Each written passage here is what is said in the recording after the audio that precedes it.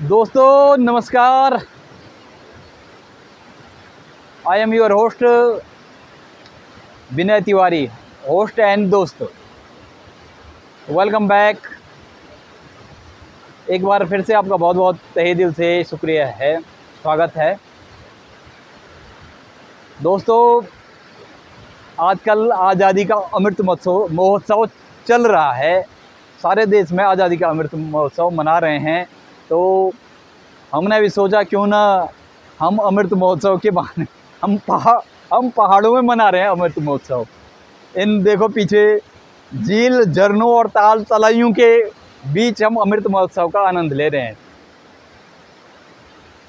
ये खुली हवा, ये खुला आसमान के तले अमृत महोत्सव को आनंद लिया जा रहा है। और क्या इसी को आज़ादी कहते हैं? और आज़ादी के मतलब मायने क्या होते हैं? 75वीं वर्षगांठ मना रहे हैं हम आज़ादी की। Indian we are celebrating 75th anniversary of Indian independent day. But इसके मतलब मायने क्या होते हैं? तो मतलब मायने समझने के लिए एक जो फ्रीडम होता है, लिबर्टी, वो क्या होता है, तो इसकी अलग अलग व्याख्या की है। फिलोसोफर अलग व्याख्या करते हैं, सोशलिस्ट जो होते हैं वो एक अलग तरह की व्याख्या करते हैं, और अन्य लोग अन्य तरह की व्याख्या करते हैं। तो समाजशास्त्री हैं वो अलग तरह से व्याख्या करते हैं। तो अन्य भी जो लोग हैं वो अपनी अपनी तरह से आज़ादी के मतलब मायने या व्याख्या करते हैं। तो दोस्तों अभी मैं यहाँ पे हूँ, तो शायद ये भी आज़ादी का मतलब मायने होता होगा। हमने तो भारत की गुलामी का दौर देखा नहीं है, लेकिन शायद क्या गुलामी में, ऐसे खुली हवा में और इन ताल तलैया, झील, झरनों और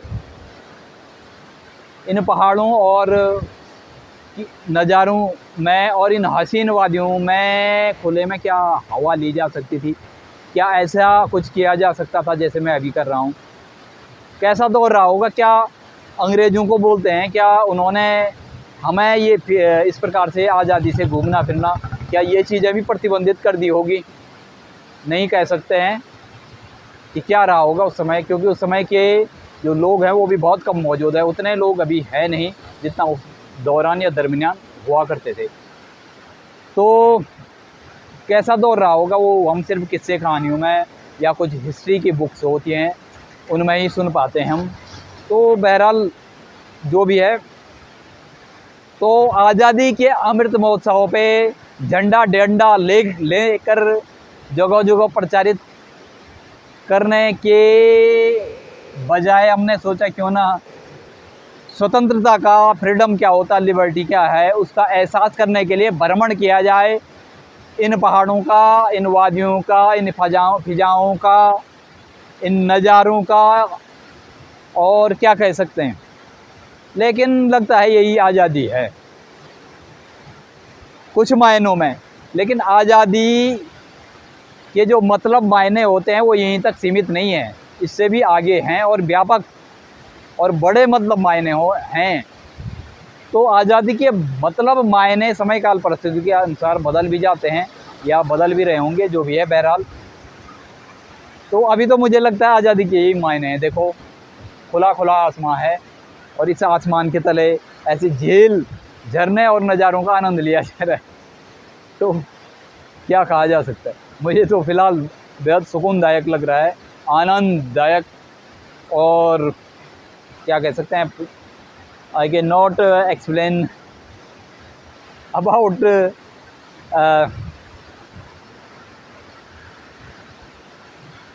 but I think it's very nice, fantastic and super amazing. तो इस जो अभी झरना दिखाई दे रहा है उससे कुछ ऐसा याद आता है, मसूरी कैंपटी की याद आती है, जो पीछे झरना है। और अभी ये है ऊखीमठ के पास में, तो केदार घाटी आती है। तो केदार घाटी का जो ऊखीमठ पड़ता है वहाँ पे ओंकारेश्वर मंदिर भी है, जहाँ पे भगवान केदारनाथ और मधवेश्वर का गद्दी स्थल भी है। और वहीं से एक बाईपास बद्रीनाथ के लिए भी निकलता है, जो वाया ऊखीमठ, चोपता, मंडल, गोपेश्वर, जोशीमठ होते हुए बद्रीनाथ निकल जाता है। और दूसरा रास्ता रुद्रप्रयाग होते जाता है, वो थोड़ा 15-20 किलोमीटर ज़्यादा है। तो ये बाईपास जो निकलता है, यहाँ पे प्रकृति के बहुत सारे मनोरम और सुंदर दृश्यों का आप आनंद ले सकते हैं। तो हम कर रहे थे बात आज़ादी के अमृत महोत्सव की, और आज़ादी के मतलब मायने क्या होते हैं। क्या सिर्फ वही होता है आज़ादी के मतलब मायने कि हमें स्वतंत्रता मिली, हमारे नियम कानून, अपने रूल रेगुलेशन हमने अपने लागू किए, अपना कॉन्स्टिट्यूशन लागू किया, या उसमें समय काल के अनुसार संशोधन किए? क्या ये मतलब यही हमारी आज़ादी या फ्रीडम या कह सकते हैं लिबर्टी या जो भी है उसके मतलब मायने होते हैं? या आज़ादी के मतलब मायने इससे भी बड़े हैं, इससे भी व्यापक हैं? या आज़ादी के मतलब मायने अलग अलग संदर्भ में बदल जाते हैं? क्या कुछ होता है? ये एक बहुत चर्चा का विषय रहता है पहले से, चाहे वो सोशलिस्ट हैं, चाहे वो सोशल एक्टिविस्ट हैं, चाहे वो हमारे क्या कहा जा सकता है जो चिंतक हैं, फिलोसोफर हैं, बुद्धिजीवी वर्ग हैं, और जो शिक्षाविद रहे हैं उन्होंने, और जो मनोवैज्ञानिक रहे हैं उन्होंने लिबर्टी, फ्रीडम, इंडिपेंडेंट, ये सारी चीज़ें हैं, इनकी मतलब अपने अपने तौर तरीक़ों से अलग अलग प्रकार से व्याख्या की है। तो मुझे लगता है कि वाकई में ये एक चर्चा होनी चाहिए इस पे साथ। अच्छा होता कि इस पर बहुत कम चर्चा होती है, सिर्फ सेलिब्रेट होता ज़रूर है, इंडिपेंडेंट डे है या अन्य भी हैं, लेकिन उन पे चर्चाएँ होनी ज़रूरी हैं कि वाकई में किस संदर्भ में क्या मतलब मायने रखता है। क्योंकि जहां आज रिपोर्टें आ रही हैं, भारत में सबसे ज़्यादा भुखमरी वाले लोग भारत में हैं, सबसे ज़्यादा कुपोषित लोग भारत में हैं, सबसे ज़्यादा खाद्यान्नों से लेकर और जो फूड प्रोसेसिंग वाले उत्पाद हैं वो सबसे ज़्यादा मिलावट भारत में होती है, और सबसे ज़्यादा बीमारियों से ग्रसित लोग भारतीय हैं। तो देखो, अगर हम इन चीज़ों से नहीं उभरे तो पिछले 75 सालों में आज़ादी के मतलब मायनों का क्या अर्थ हुआ? भाई, आज़ादी का मतलब मायने ये होता है कि प्रत्येक आदमी सिर्फ खुली हवा में सांस लेना ही काफ़ी नहीं है। भाई, अगर हमारे पास हमारी एक छत नहीं है और हमारे पास हम अपने संसाधनों का दोहन नहीं कर सकते हैं, उचित दोहन, उनको संरक्षण संवर्धन नहीं कर सकते हैं, तो फिर आज़ादी, और उसके द्वारा अगर हमारे जो प्राकृतिक, भौगोलिक या खनिज संसाधन हैं या जो भी जिस प्रकार के संसाधन हैं, अगर उसके द्वारा हम लोग अपना समग्र सामाजिक, आर्थिक और सांस्कृतिक और मानसिक बौद्धिक विकास के ऊंचे प्रतिमानों को, ऊंचे मानदंडों को नहीं छू पाए हैं आज तक, तो सिर्फ क्या मतलब रह जाते हैं? फिर आज़ादी क्या मतलब मायने रहते हैं? तो अगर बात दार्शनिकों की जाए, अध्यात्मवादियों की जाए, तो वो कहते हैं कि जो मटेरियल पे डिपेंड है, मटेरियल बोले तो भौतिक चीज़ों पे, तो वो मानसिक गुलामी है, वो भी गुलामी है। आज़ाद वो आदमी है, खासकर जो इंडियन जो हमारा हो रहा है, रिलीजन रहा है, उसमें देखो, उसमें एक चीज़ मानी गई है कि आदमी को कहा है भौतिक चीज़ों से ऊपर उठो, उनको एक साधन के रूप में वो करो। लेकिन अगर आपने भौतिक चीज़ों को या पूंजी को ही सब कुछ मान लिया है, तो इसका मतलब ये होता है आप पूंजी या भौतिक जो भी संसाधन है उनके गुलाम हैं।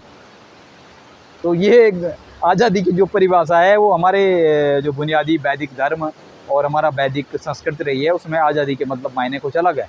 उसमें कहा गया है कि आप शारीरिक, मानसिक रूप से अगर एक उस स्थिति में पहुंच चुके हैं जहां आपके लिए भौतिक चीज़ें साध्य न होकर साधन के रूप में, इसका मतलब आप भौतिक चीज़ों से भी ऊपर उठ चुके हैं। यानी भौतिक चीज़ें आपके सर में नहीं बिठा रखी हैं, बल्कि वो आप सिर्फ उनका समय पे उपयोग करते हैं। आप में संग्रह करने की भावना नहीं है कि फालतू संग्रह करो, दिखावे की भावना नहीं है, तो कहा जाता है कि आप स्वतंत्र हैं। कम से कम मानसिक रूप से, आत्मिक रूप से आप स्वतंत्र हैं, आपकी आत्मचेतना जागी हुई। लेकिन अगर आपने इन्हीं चीज़ों को सब कुछ मान लिया है, तो कहीं ना कहीं पता चलता है कि आप आत्मिक रूप से या जो भी है गुलाम है। तो ये उसके मायने हैं। तो इसी प्रकार शिक्षाविदों ने फ्रॉयड है, उन्होंने अलग परिभाषा दी है अन्य लोगों पे।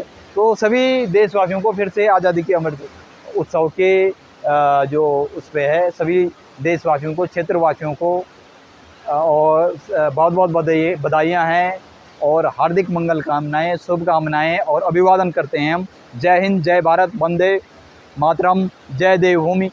और क्या कहा जा सकता है,